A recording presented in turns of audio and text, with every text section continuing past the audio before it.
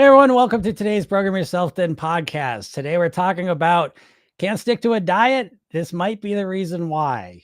So if you've started a diet and you find that you can't stick to it, and if you find that that's happened to you many, many, many times in your life, that you start a diet and then you can't stick to it, what could be the reason why?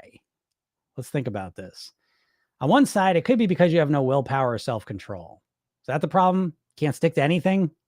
No willpower, no self-control. But on the other side, we have maybe the diet's too hard for you. Imagine maybe starting with a diet that requires you to 100% change how you eat in one day might be too overwhelming and difficult.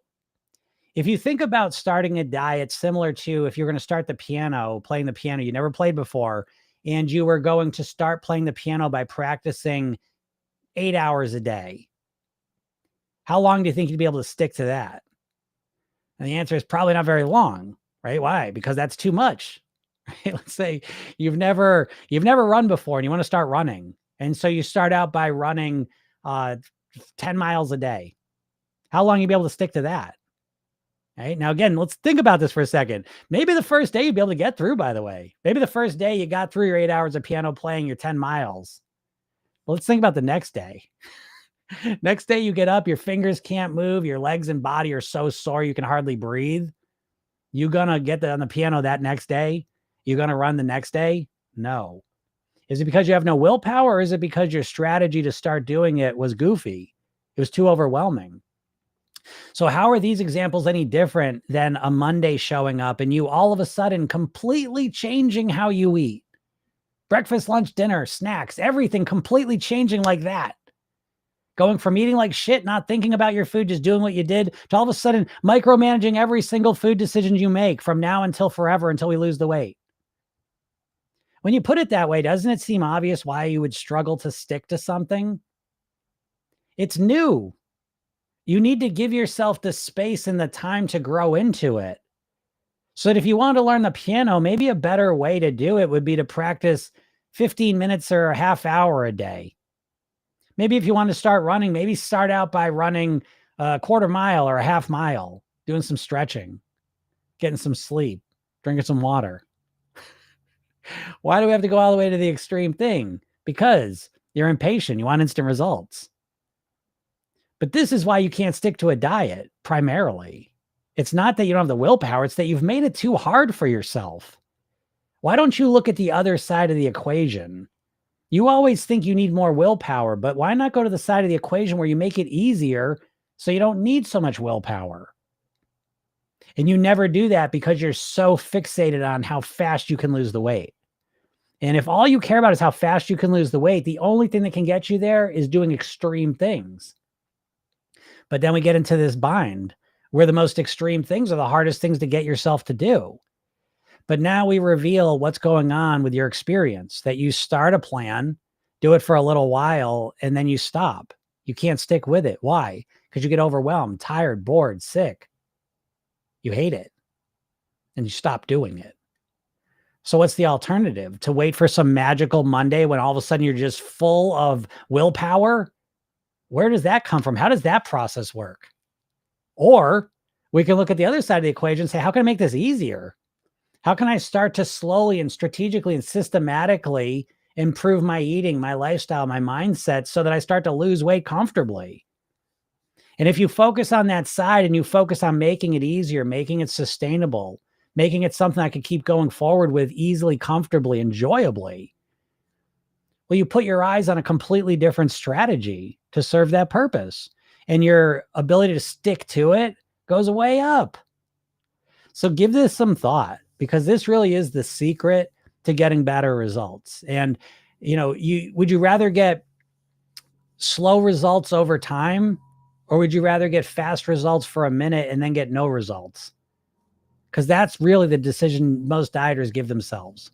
And I hope you pick the slow results over time. And if you do, click the link in my bio and get the free hypnosis session I give you and watch the video I made, because they'll help set you up and understand how to do this. So I hope this helps you out. If anyone has any questions, feel free to ask them. Any weight questions?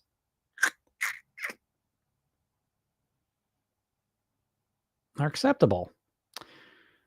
Hannon says, you really help us lose weight. Well, thank you. You're welcome. That's what I do. Hey, listen, if you focus on something for 30 years, you get pretty good at it, right? So that's what my job is, to help people lose weight. Jan says, as soon as I see progress, I give up. Very common. How could this be? My thoughts on this are that I think most people use pain as their motivator, right? Think about when you start your diet, typically. It's usually in response to some pain-based event. You step on the scale, you see a picture of yourself, your fat clothes don't even fit anymore. You go see the doctor, someone says something shitty to you. Something usually happens that makes you feel a bunch of pain about your weight. And then from that point, when you're in all this pain, you say, that's fucking it. That is it. I'm going to do this. This time I'm going to do it. And then you go diving into some extreme plan, some strict plan.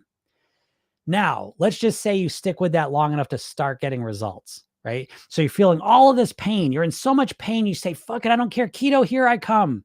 Intermittent fasting, let's go. Weight Watchers, I'm back again, right? But now you start getting some results. Oh, hey, the weight went down. Nice. All right, look at that. But guess what happens when the weight starts going down? Your pain goes down, right? The pain goes down. And now all of a sudden, because you based all your motivation on pain, motivation disappears. And so as soon as you see some progress, you give up, fuck it. Because the pain went down, the pain that was motivating you goes down, and now your motivation disappears.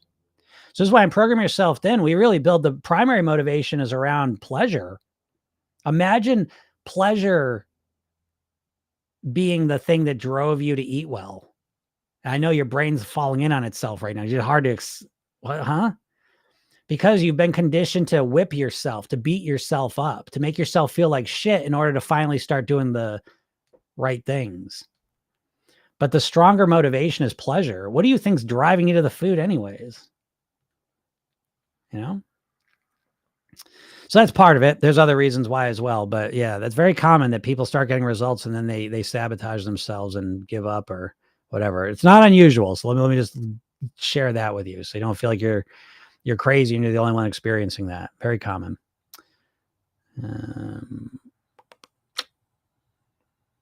Jan says, well, at that age, I can't really help you, but I will say I'm not overweight. I'm just unhappy.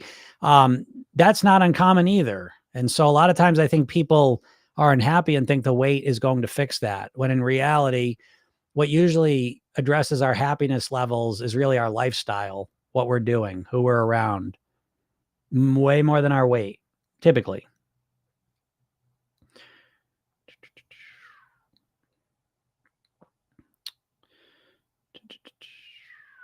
Let's see, Rachel. What's up, Rachel? How's it going? Happy Friday to you. Yes, nice to have a Friday, huh? It is a beautiful day here in Massachusetts. What the weather is, though. 51. Oh, nice. Yeah, it's looking good. Spring has sprung and it's feeling good. I was thinking that, speaking of that, you should all, one of the strategies I use a lot and I love it is kind of the new beginning strategies. So there's a natural momentum with new beginnings, right? So one of the classic new beginnings when it comes to weight loss is New Year's, right? So January 1st is the new year, new me. And I mean, in reality, it's just a day, but in the actual reality that we live in, it has cultural meaning. Your whole life, you've been kind of trained, okay, it's new year, new beginnings, new opportunities. And so it does literally, it affects our brain. New things, it just feels like new beginnings. And that's a powerful place to be and to utilize. So I do this all the time. I'll use anything at my disposal. And a couple things I've been using recently is springtime, right? So spring was what? I think about a week ago or something, I think officially. But it's like, I like to use that as like, okay, now it's springtime. Let's kind of go into spring mode. It's brighter, it's sunnier, it's warmer. Go outside more, do stuff, and then I use that as a new beginning. I got one coming up April 1st. That's when I'm going to start walking. Now, I know it doesn't logically make sense, but it doesn't matter. So I will use April 1st as an opportunity to recommit to my walking habit. And you can do this whenever you want. You can use Mondays, obviously, is another one. Is Monday, I think, is the 31st, though. I've actually looked this up. So will I go on Monday? Probably not, because the for whatever reason, thinking oh, from April on, I'll go walking every day. It doesn't make logical sense, but it's motivating to me. So anyways, it's the new beginnings. And so it can be obviously seasons, month, week, year. It could also be like personal things that go on in your life. Maybe you move someplace new beginning, obviously, start a new job, new beginning. It could be literally anything. But when you start looking for new beginnings and utilizing them, the better. So that's why, I'm a fan of, I think New Year's resolutions as typically understood, aren't great, but I love New Year's resolutions because I think of them as one resolution amongst many over the year. Like I will set new resolutions, if you want to call them that. Like this is the lesson I teach in my program, new month's resolutions. And so I think the process of like, hey, it's a new beginning, let me recommit to this, I think is good. Because I think people tend to think like, oh, I need to get a year-long streak. I need to start on January 1st and go all the way to the next year. Well, great. If you can do that, great. But most likely you'll set a goal on January 1st and by January 7th, it's done. So fuck it. January 8th, set a new one. It's a new week. All right. Hey, new week's resolution. So you know what I mean? Like every opportunity is another chance for me to kind of set another goal and move towards it. Always setting new goals. Always reinforce myself. And I'm not beating myself up about things I didn't accomplish or stick with. Now you got to balance that out. You do have to stick and do some things, consistently over time, but yeah, they both can work together. So anyways, not coming down that rabbit hole, but I was just thinking about that because I was thinking April 1st, I'm going to start with the walking. Corn Dog says, good morning. Best advice to fix my mindset so that I believe I can lose weight. Yeah, I think that the biggest thing you can do to fix your mindset to get yourself to believe you can lose weight, because if you're like most people, most dieters, and especially if you're 40 plus, especially, but you start to experience it in your mid 30s most of the time, but it really starts kicking in around 40 plus, is subconsciously you start to not believe you can do this. And why wouldn't you? You've tried so many times and it hasn't worked. So of course, you're a dipshit. You live in a world, you're not a fucking moron. You're like, oh my God, I've tried it a bunch of times and it hasn't worked. So of course you're going to start to develop a belief. I can't do this. I don't believe it. That's normal. So how do you fix it? What you dieters are doing, I can do it. Oh, I'm going to do it this time. This time it'll be different. No, it won't. That's what I'm trying to tell you. What's the best advice to fix my mindset so that I believe it? Stop fucking dieting. You do not believe dieting is going to work for you. You 100% do not believe it. And so it'd be like if I said, go out into your backyard and run as fast as you can and flap your arms as hard as you can and you will fly.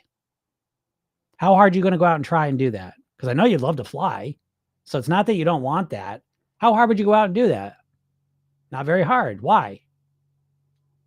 Because you don't believe it. You don't believe it's going to work. And that is one of the things that's affecting your weight, because deep down, you don't believe the diet's going to work for you. And even worse, you believe that even if the diet does work for me, I'm going to put the weight back on ultimately anyways. So what's the fucking point? And so this is why dieting is never going to work for you at this point. If you are 40 years old and you've been dieting for a long time and it has not worked for you, I can guarantee you pretty much there's always an outlier. There's always that one person. But it's almost guaranteed that you are never going to lose weight long-term on a diet. Listen, dieting's been around for as long as it's been around, and all the diets that have come and gone, there's not one single diet that works to help you live at your goal weight long-term. Not even one. They all have shitty numbers. There's not one. So when you say, well, I don't believe I can lose weight on a diet, yeah, you shouldn't fucking believe that. So my advice to you is stop dieting. And stop focus on losing weight as well. Focus on being at your goal weight. I know it sounds different, or it might sound like the same thing to you, but they're completely and totally different. And so how do I fix my mindset to believe that I can lose weight? Stop thinking like a dieter, because a dieter, now, by the way, your ideas of weight loss, you've been brainwashed by the diet industry. So when you think about weight loss, the only thing you can think about is some form of a diet, surgery, or medicine. And when you think of a diet, it doesn't matter what the diet is, because all the diets are the exact same in the sense that you're going to start doing it 100% perfectly on Monday. So it doesn't matter if it's keto, low fat, low calorie, Weight Watchers. It does not matter which one you pick. They're all exactly the same in the sense that you're going to dive into it 100% on Monday. And that's what I was saying in the beginning. Why can't I stick to a diet? Well, because you can't just jump into something 100% and do it.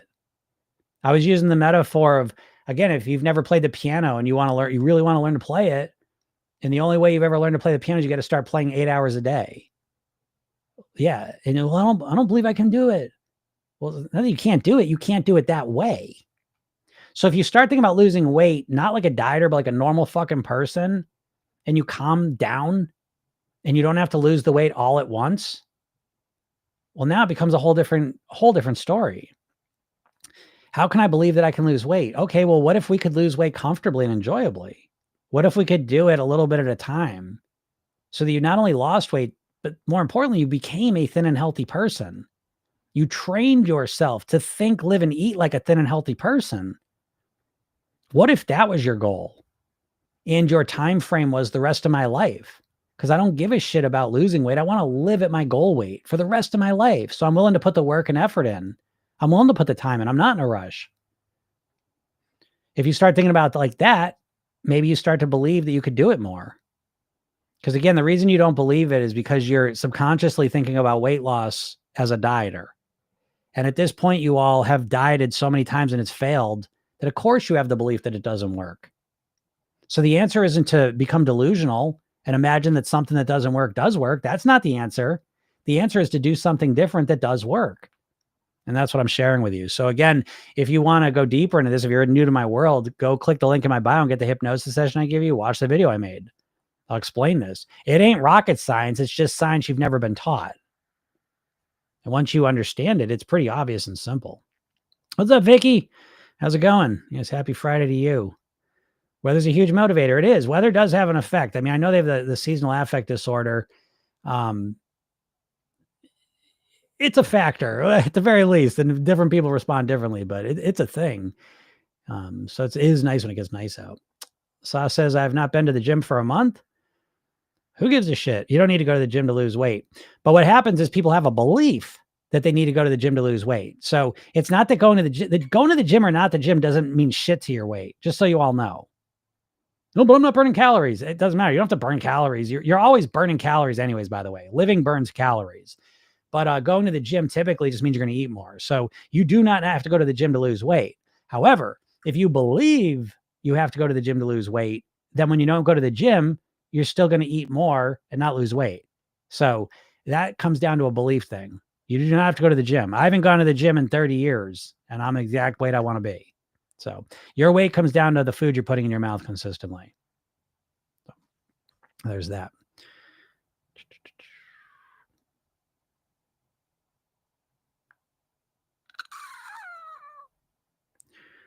Irate in Blue, how's it going? So is imagination key to losing weight, as in the ability to pretend you're already at your goal?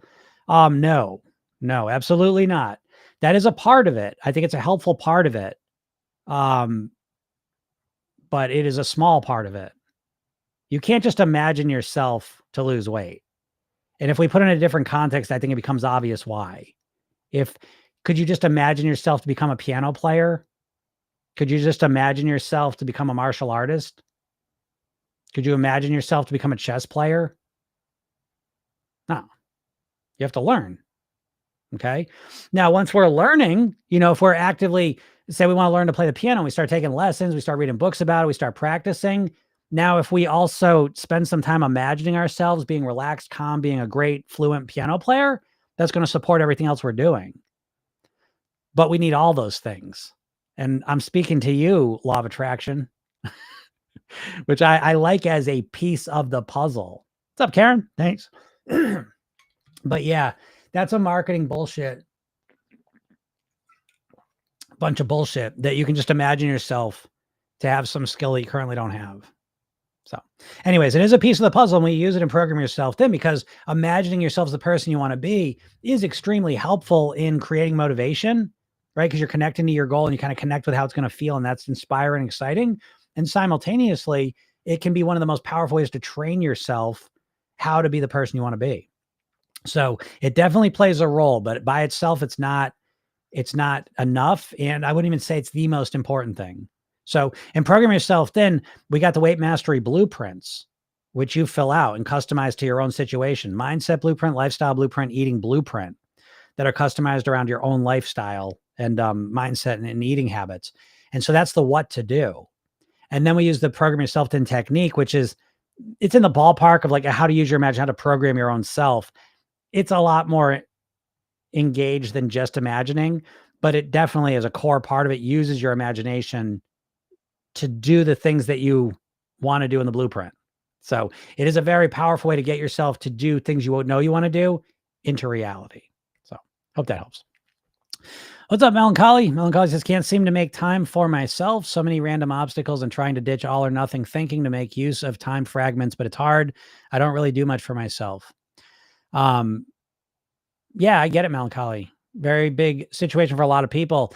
And you're on the right track, though. So again, what you're saying makes me happy because I can tell you've been listening.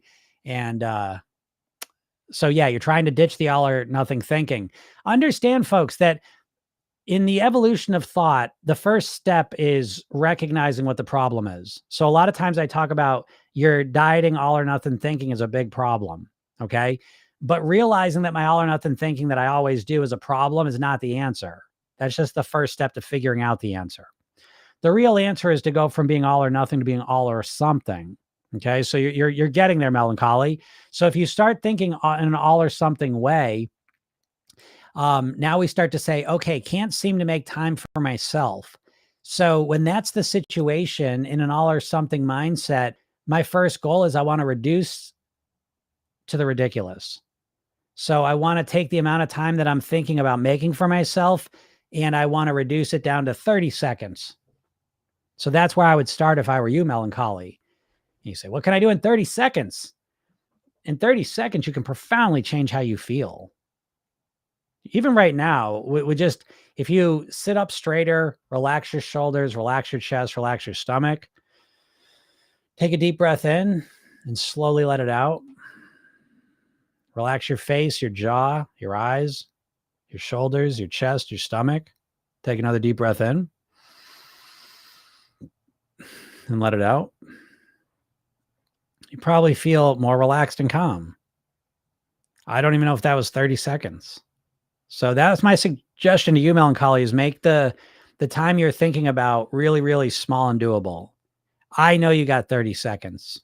I know it. And so we start to change the conversation in your mind from, I don't have any time and I can never find time. And I don't know why I keep not doing it. And I want to do it and then I don't do it. And I don't know what's wrong with me. And no, let's just bring it down to the simplest, smallest thing. Let's say 30 seconds is too much. I don't have 30 seconds. Okay. Let's take it down to 2 seconds. Take a deep breath in and slowly let it out. Now that's about 5 seconds. And you can do that when you're driving, when you're working, when you're standing in line. I know you have time for that. And so we bring it down as much as we need to. And we start with something we're doing and we start with feeling good. And that changes the entire conversation. Now it becomes, okay, how can I have some more moments like that? You see the difference though? Again, this comes back to a core issue, is that our brains in general are problem oriented. We all have a negativity bias. And the people I work with, and if you're on this, are probably like this. You're probably an overthinker. You're probably a type A-ish perfectionist type of person. And so you do this on hyperdrive and you're always trying to figure out the problem. You're trying to figure out why you don't make time, trying to figure out why you don't do it instead of just making it easy to do. And that's a big difference of how you run your mind. Mm-hmm. And they follow by saying, you're right, I'm 47 and I've lost hope. Logically, I know it's possible, but hope in myself has grown dim. I miss feeling hopeful. Yeah, Melancholy, I get it. I mean, that's literally where every person that signs up to work with me is at. Because as I say, it's not the times you go on a diet and you quit before you get any results that really kills you. It's the times when you really commit to the diet and you lose the weight and then you put it back on. Those are the killers. Those are the ones that really do a number on you. Most people can only handle a certain number of those before they create the belief, it doesn't matter if I lose weight or not on a diet, I ultimately fail no matter what. And that's when you get this real deep apathy about it. And yet you can't give up on it because you know how important your weight is for your health, your happiness, your quality of life. And so you're stuck in this oh God, this trap of constantly knowing you have to lose weight. But then what it comes down to, again, it's not that you're not hopeless about yourself, by the way. I want you to know that. I know it feels that way. But the real issue is that you're hopeless about your plan because you've been given 3 options to lose weight in this society: diet, surgery, or injections. That's it. You have no idea how to change your mindset. You have no idea how to create a comprehensive, holistic plan to master your weight. You've never been taught that. And so you get apathetic because you define your weight loss as these 3 things that you've tried or are unwilling to do: surgery or injections. And you've tried the diet so many times, you know they don't work for you. So again, that's completely normal. So again, what I'm offering you is a completely different approach, specifically for a person just like you. So I hope that you've gotten the hypnosis session and watched the video at least. And again, I mean, if you watch those things and it resonates with you, then you get the program. You fucking invest in yourself. Like, I don't know. It's funny, but because it's anyway. Here's another question. X says, do our bodies have a weight set point? They do have a weight set point, but I think the primary weight set point is psychological, not physical. I think the primary reason people are at a certain weight and seem to gravitate to that weight is mostly psychological. They define themselves an overweight person, or they define themselves as a thin and healthy person. Yes, there are physiological mechanisms that are at play, but those cannot be the predominant factors dictating your weight. Or how do people that lose weight and keep it off, how do they do it? Were they just born without a weight set point? They were overweight and now they live as a thin, healthy person for the last 5 years. What happened to their set point thermostat? Just broke? No, it's psychological primarily. Again, there are physical factors, but they pale in comparison to the mental ones. And I think that most 95 to 98% of dieters that lose weight put it back on. How's that possible? They know how to do it. They can lose the weight. Oh, their body triggers them and put it back on. Maybe. But do you think it has anything to do with their identity, their self-image? They think of themselves an overweight person. You're always going to live up or down to your self-image. So, or is it the change in lifestyle and eating habits that make us set our new weight after we lose weight? Yeah, that's a part of it, but it's also your identity. A lot of people lose weight because and plus, even just like the psychology of dieting is that you're gonna change things so that you can lose weight. Then what? You gonna do keto forever? You gonna count fucking calories forever? Is that the plan? No, it's till we lose the weight. Well, then what? You dieters are never taught about maintenance. You treat maintenance as an afterthought. You disrespect maintenance and it disrespects you right back. Why would you be good at maintenance? Do you think weight loss and maintenance are the same? I know you do. Listen, the big difference between I'm on a mood today. The big difference between maintenance and weight loss. When you're losing weight, it's exciting and fun. Yeah. So most dieters trade the excitement and pleasure of the food for the excitement and pleasure of the scale going down and the anticipation of this magical weight loss goal. But now you get to your goal weight. Now where's your pleasure and excitement come from? Program yourself then is we keep improving. It's personal development. We keep growing, evolving, becoming a better version of ourselves. But you dieters, what are you doing? What are you looking forward to? You tell me. You all lost weight and then put it back on. Why'd you put it back on? And I bet if you reflect on the fact that, what were you looking forward to? Once you lost the weight, what was your focus then? We always got to focus on something. If you're overweight right now, you focus on the food. When you were losing weight, you focused on the weight loss. What happened when you got to your goal weight? Would you focus on them? You're going to notice there's a vacuum there. You've never been taught about maintenance. Why is that? Well, maybe it's because all the big diets are owned by the big food companies. Food companies make money off of you eating lots of food. Maybe these companies don't want you to eat less food for the rest of your life. Say, diet's owned by big food companies? Yeah. Weight Watchers was owned by Heinz. Jenny Craig was owned by Nestle. Atkins Food Products owned by the same company owns Onions, Pretzels, and Cinnabon. Slim Fast owned by the same company owns Ben & Jerry's ice cream. Do you really think those companies want you to forever not eat a lot of food? So don't you think it's kind of odd that no one ever teaches you about maintenance in any compelling way? Program Yourself Thin, we start day one on maintenance. The whole program's about maintenance because I don't give a fuck how much weight you lose. I care about how long you live at your goal weight. And that shift in focus is extremely important. So,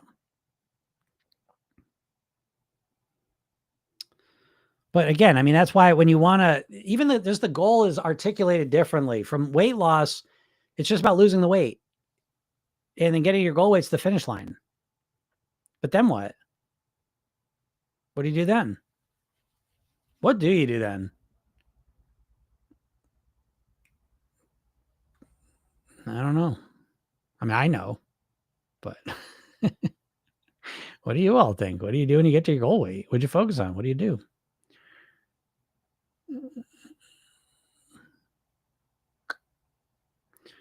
He says, thought I'd be at my goal weight range for years. I'd always feared regaining the weight. Yeah. Though I've been at my goal weight range for years, I'd always feared regaining the weight. Yeah. Because in the program, that's what we're working on.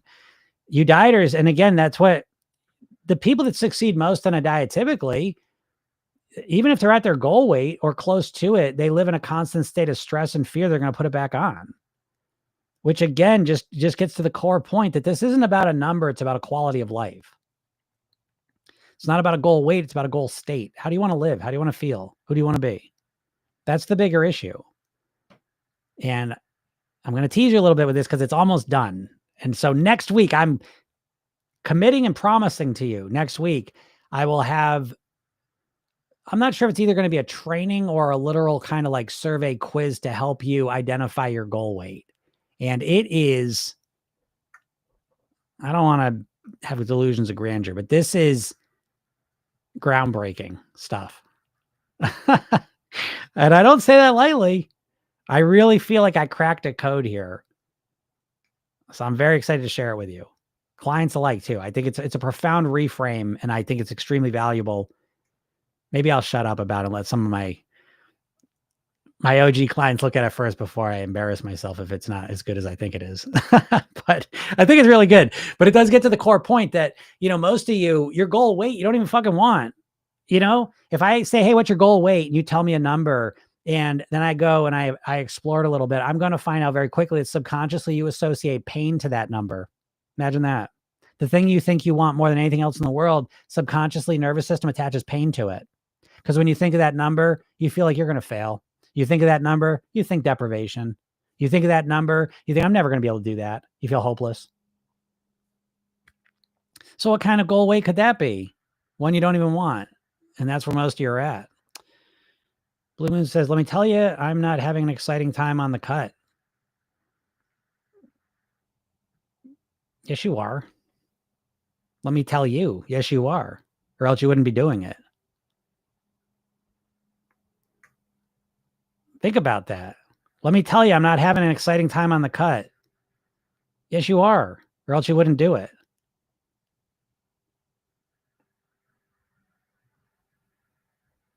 Right? You know what we do when we're not having an exciting, fun time? We stop. I know no one ever. But it's so funny. It's like people really get in their heads and confuse themselves about motivation. Okay. So it's like, they're like, oh, I'm super motivated to lose weight. I want to lose weight more than anything in the world. Okay. Well, how much weight have you been losing? None. Well, what's motivation mean exactly? And I think a lot of people confuse like, well, I think about it all the time, so that must mean I'm motivated. No, the motivation is revealed in your behavior. So it's real simple. If you're actively cutting, it's because you're excited about where you're going. There's a positive motivation that's pushing you to do that behavior. If you said, I'm going to cut, and then you're like, fuck this, then you're not motivated. You're not excited. Isn't that clarifying though? But Unfortunately, blue moon's on the good side of this, right? But the rest of you are on the other side where it's like you weigh what you want to weigh. Your weight is really revealing your true motivation. I'm here to tell you. I don't know who wants to hear this, but it's true. You weigh what you want to weigh. Your weight reveals your true motivation.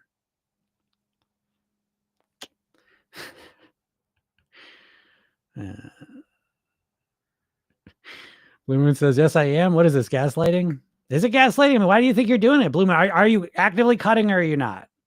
I'm going to assume you are. Or are you not? Now this gets, let me reread what you wrote. Let me tell you, I'm not having an exciting time on the cut. You know what? I interpreted that as if you're actually cutting. Now I look at it and I say, wait a second. Are you saying that when I cut in the past, I'm not excited about it? Now I want to know. Are you saying that you're actively cutting right now, today? You're in the process of actively cutting and it's not exciting? Or are you saying in the past when I've cut, it wasn't exciting? Because that's going to reveal everything I'm talking about. But I promise you, I am actively cutting. Yes. Okay. So you are actively cutting and you're saying it's not exciting. So I'm asking you, what is your motivation? Why are you doing it then? Why are you cutting right now? It's not fun. It's not exciting. You don't like it. So why are you doing it? What is the motivation that's making you do that?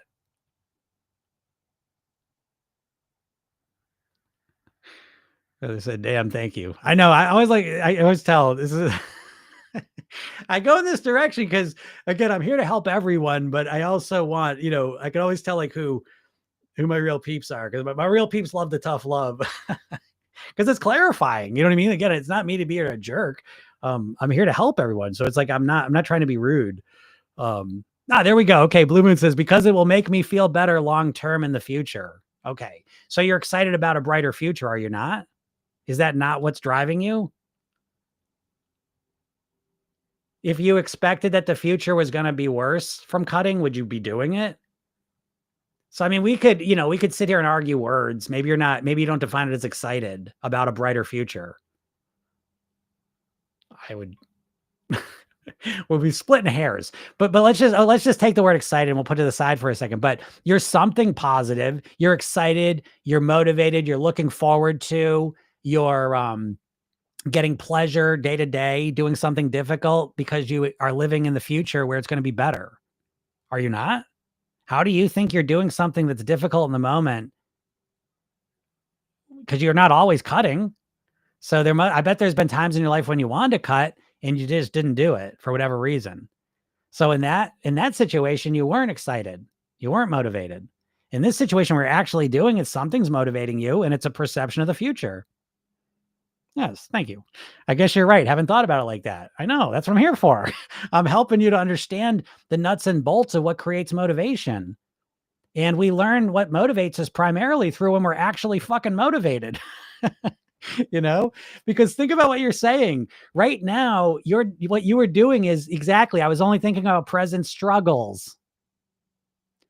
But again, the struggles are relative. There's always pain and pleasure. Think about it this way. Subconsciously, there's always a pain pleasure scale. Okay. But there's pretty much always a net one or the other. It's either a net pleasure, a net pain. Okay. And so right now, for you to actively cut, we need to have a net pleasure.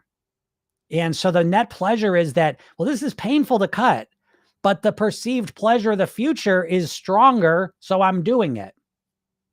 And then you think about times in your life when you wanted to cut, but you didn't do it. The pain of cutting was greater than the perceived pleasure of doing it. It's not rocket science. It's very simple, but you've never learned any of this. And so you're like, well, I hate I hate this. This is miserable. This is miserable. No, it's not. You feel more alive and excited and happier and optimistic and hopeful about your life today and the future than you have when you weren't cutting. True? I know it's hard stuff in day to day, but don't tell me that overall you're not happier. I bet you're happier doing these hard things than you were when you weren't doing the hard things and not cutting. Let me know.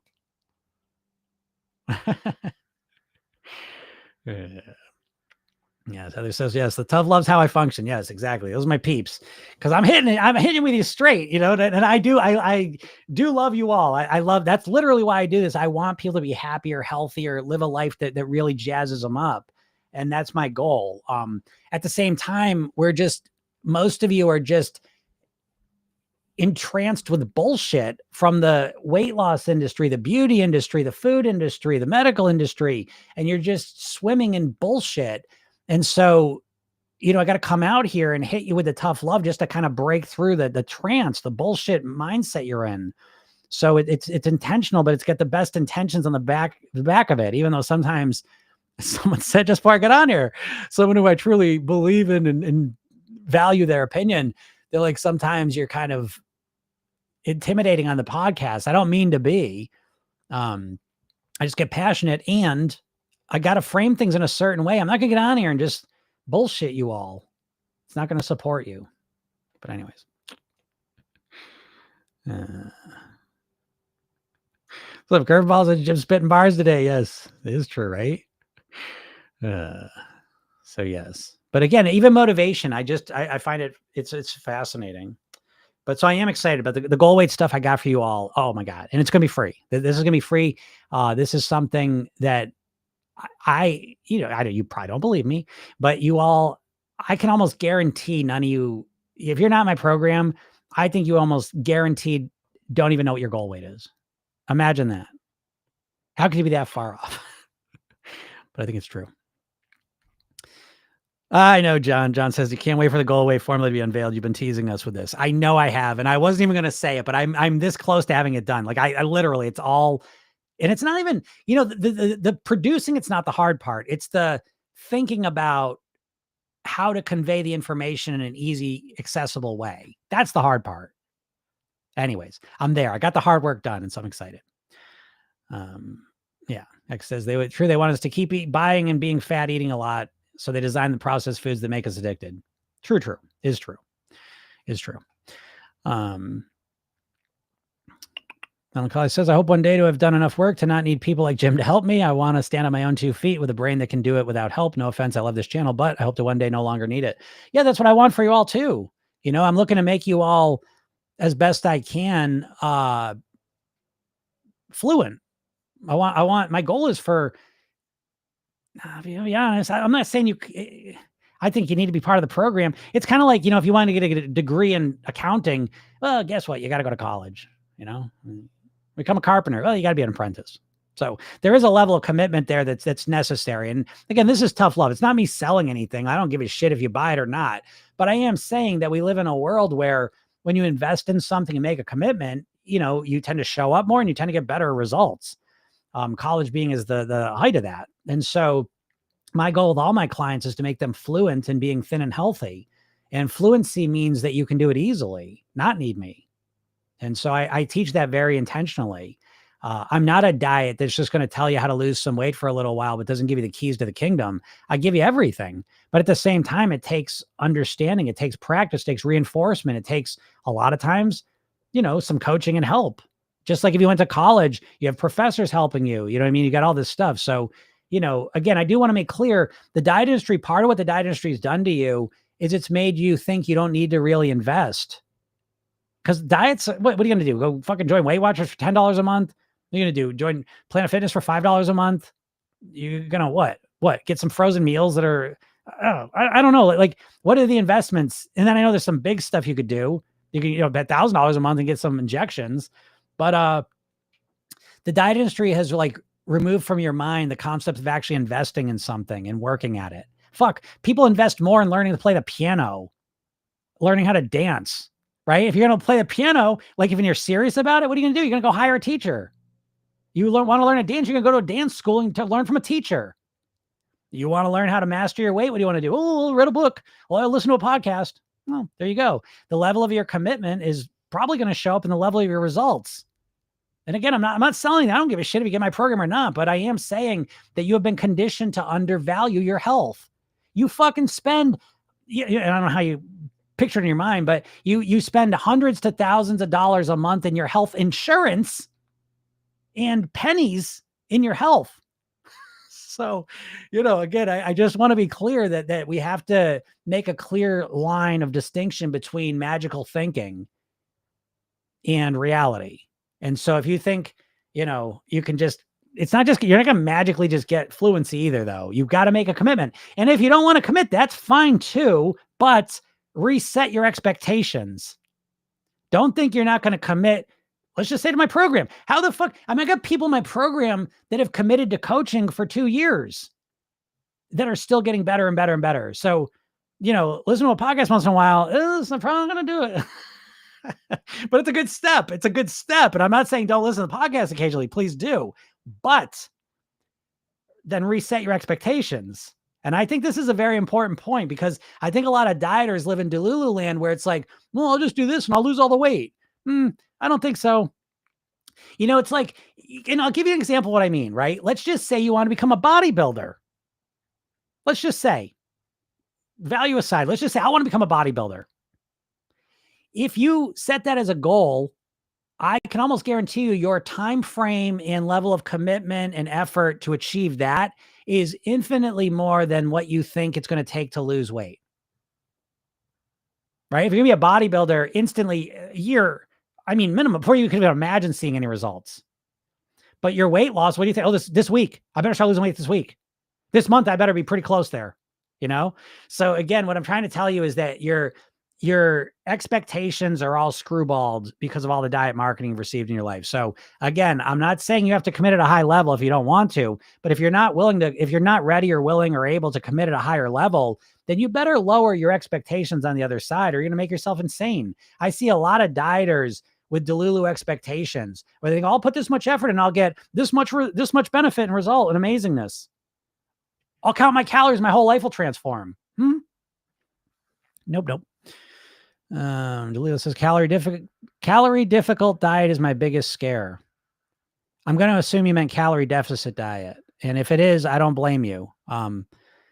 Calorie deficits suck. Lynn says, well, got in late. What's the program? Program yourself then. Peggy says, Peggy, what's up? Happy Friday, Jim. You should do the goal weight training with the Thrive group. Peggy. That's why she's in the Thrive group. She's a smarty pants. Peggy, that's brilliant. Yeah. Yeah. Look at you. Yeah, maybe I'll do that Monday. That's perfect. And if I do it Monday, I'll have it done. Little deadline for myself. Poppy says, Fox has been a reward and a relaxer. I'm going to say food has been a reward and a relaxer. So I know I need to lean into non-food rewards as options, need to reprogram to go for those options. Yeah. Food, not Fox. Okay. I got you. Yes. And Poppy, that's exactly great realization. That's true for everyone. In this culture, we've been conditioned since birth that food is the main emotional management strategy we rely on. Okay. So you're not a bad, guilty person because you use food to manage your emotions. You're like the rest of us. That's what we've been trained to do. Okay. But yes, once we recognize that, then the work begins of, okay, what else can I use to manage my emotions that's not about food? Okay. And that path you walk will be very valuable to you for a lot of reasons too. Blue Moon says, how you manage to logic your way into me liking the cut is kind of crazy. Well, that's what I do. Blue Moon. So it's fun to be able to take you through that in real time. Someone said, again, someone I was speaking with was mentioning that like I should make videos out of my coaching calls because she was saying, the me on the podcast is a lot different than the coaching me, which was a really profound thought. And yeah, I should, because it's a different version of me. I'm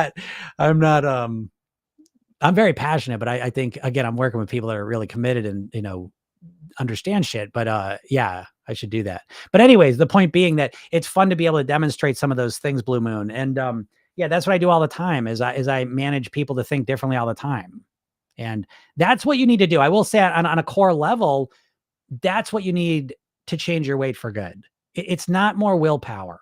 See, again, dieters are always telling me, I know what to do, Jim. I just need to get myself to do it, which I couldn't disagree with more, because the real thing is that you don't know what to do. You have a vague idea of what to do, but you don't know how to get yourself to do it consistently. And you've never been taught that.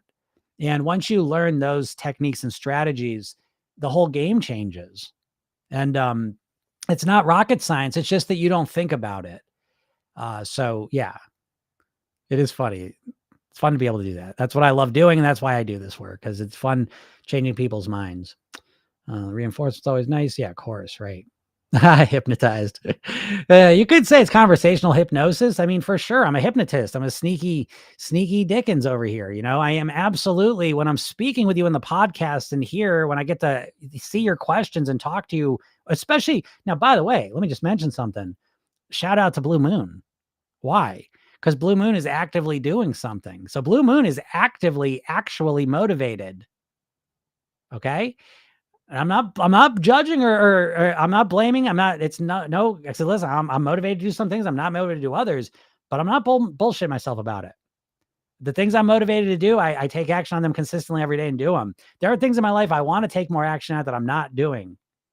And I'm okay with that. I accept it as it is. And I work on getting my motivation up. But I recognize the difference because a lot of you are telling yourself, oh, I'm motivated at level 10. I'm doing everything I can to lose weight and it's not happening. Bullshit. I call bullshit. Bullshit. That's not true. And so the first step for most of you, if you're not losing weight and you want to, the first thing you got to do is figure out how to get motivated. And again, we come back to the core problem. You don't know how to get yourself motivated. Motivation is kind of like the stars and the planets. Sometimes they align, sometimes they don't. You have no idea why. You have no idea how to generate motivation. The reason I'm able to kind of reframe things for Blue Moon so that they realize they are motivated now is simply because I understand the process of motivation. And how hard was that to understand? A scale, pain, pleasure? It's not that complex. It's not rocket science because I'm not a rocket scientist. I'm smart my own way, but I don't, I'm not a scientist. I don't complex things.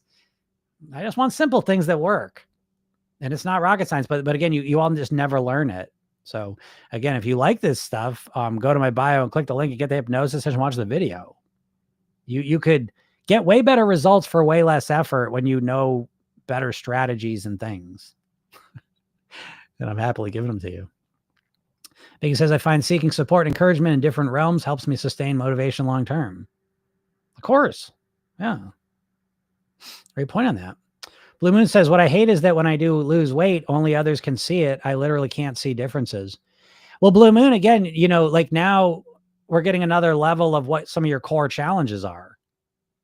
And the core challenge is, even when you start off, you say, well, I'm not happy now. I don't like cutting. Don't tell me I'm excited. Even though you're literally fucking steeped in excitement. You're more excited and happier now than you've been in a long time. And yet you didn't even realize it. Now that's a very important point because that reveals that we live in our own head, not in reality. And so you could literally be in a state where, yeah, you're cutting and doing difficult things, but that's causing you to feel more excited and happier and more hopeful than you felt in a long time. And yet you weren't even connected to those positive feelings.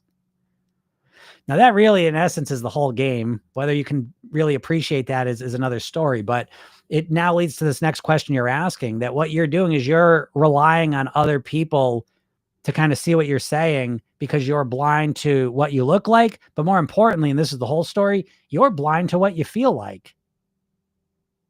That was just revealed in the previous thing.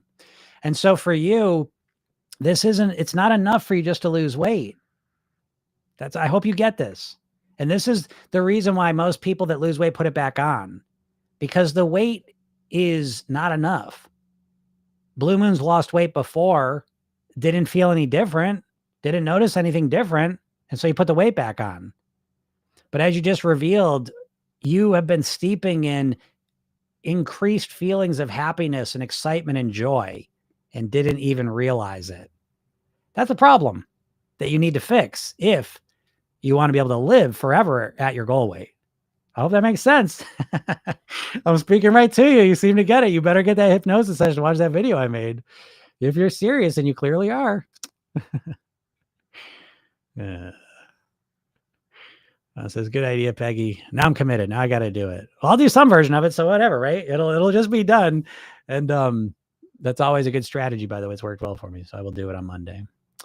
Mike, who says, so I have lost weight because of your TikToks. Thanks. Hey, all right. Well, you're welcome. I'll screenshot that.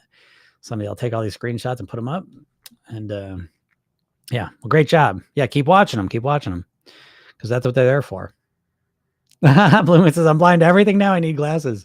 Yeah, you need emotional glasses, Blue Moon, right? You got really bad eyesight when it comes to the emotions you're feeling. right? Because imagine, right? Like that reframe you've just experienced here, of going from feeling like you're miserable cutting to realizing you're actually soaking in a sea of happiness and excitement and hopefulness. You feel all those things way more now.